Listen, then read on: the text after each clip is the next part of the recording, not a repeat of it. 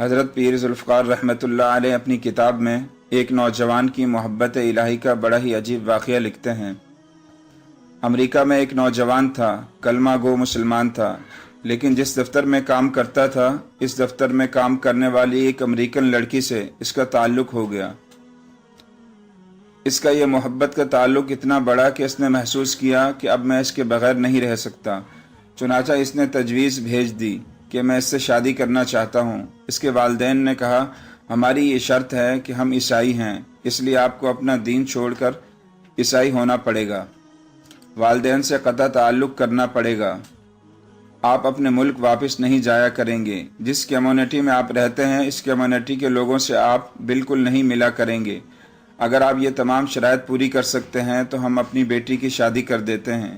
یہ اپنے جذبات میں اس قدر مغلوب الحال تھا کہ اس اللہ کے بندے نے یہ تمام شرائط قبول کر لی۔ ماں باپ سے قطع تعلقی، عزیز و اقارب سے رشتہ ختم، ملک سے رشتہ ختم، جس کمیونٹی مسجد میں رہتا تھا وہاں آتا جاتا تھا وہاں سے رشتہ ختم، حتیٰ کہ اپنا مذہب چھوڑ کر عیسائی بن گیا اور عیسائیوں کے ماحول میں زندگی گزارنے لگ گیا۔ پھر اس نے اس لڑکی سے شادی کر لی۔ مسلمان بڑے پریشان، کبھی کبھی وہ اس کو تلاش کرنے کی کوشش کرتے مگر وہ ان سے ملنے سے کترایا کرتا تھا۔ کہیں پبلک میں مل جائے تو کنارہ کشی اختیار کرتا تھا۔ لوگ بالآخر تھک گئے، کسی نے کہا کہ اس کے دل پر مہر لگ گئی، کسی نے کہا مرتد ہو گیا، کسی نے کہا اس نے جہنم خرید لی، کسی نے کہا اس نے بڑا مہنگا سودا کیا۔ جتنے منہ اتنی باتیں۔ اسی حال میں اس کو 1 سال گزر گیا، 2 سال گزر گئے، 4 سال یوں ہی گزر گئے۔ اس کے دوست احباب اس سے مایوس ہو گئے، حتیٰ کہ یہ ان کی یادداشت سے بھی نکلنے لگ گیا اور بھولی بسری چیز بنتا چلا گیا۔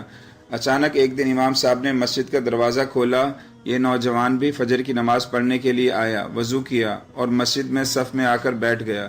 امام صاحب بڑے حیران، ان کے لیے تو یہ بڑی عجیب چیز تھی۔ انہوں نے نماز پڑھائی، پھر اس سے سلام کیا، اس کو اپنے حجرے میں لے گئے۔ انہوں نے پیار بھرے محبت بھرے انداز سے بٹھا کر پوچھا کہ آج بڑی مدت کے بعد آپ کی زیارت نصیب ہوئی۔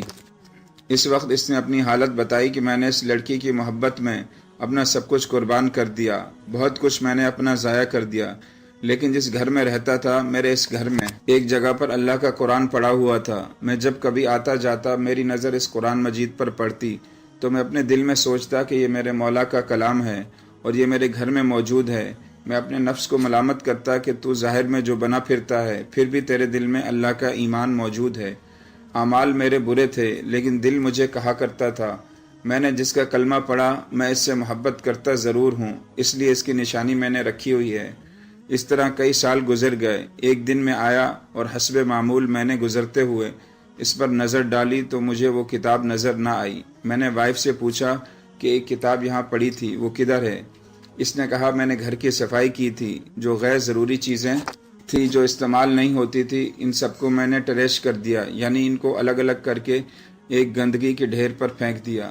اس نے پوچھا اس کتاب کو بھی؟ اس نے کہا ہاں۔ یہ نوجوان وہیں سے واپس گیا اور جا کر ٹریش کیبن میں سے وہ کتاب اٹھا لایا۔ جب لڑکی نے دیکھا کہ بڑی شدید جذبات کا اظہار کر رہا ہے اس کتاب کے بارے میں تو وہ بھی محسوس کرنے لگی آخر کیا وجہ ہے۔ اس نے کہا بس میں اس کتاب کو گھر میں رکھنا چاہتا ہوں۔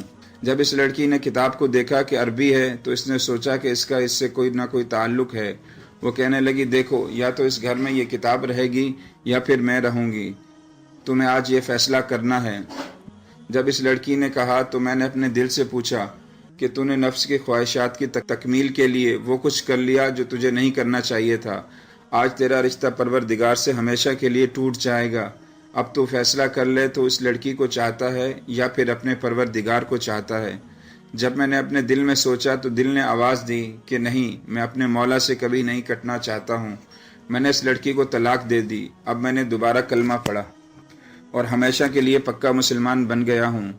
تو اتنا غافل مسلمان ہو کر بھی دل میں اللہ رب العزت کی محبت کا بیج موجود ہوتا ہے، لہٰذا ہمیں کسی کو فسق و فجور میں مبتلا دیکھ کر حقیر نہ سمجھنا چاہیے۔ کیا خبر اس کے دل میں محبت الہی کا جو بیج اور چنگاری چھپی ہے اسے یک لخت کہاں سے کہاں تک پہنچا دے۔ بے شک، سبحان اللہ۔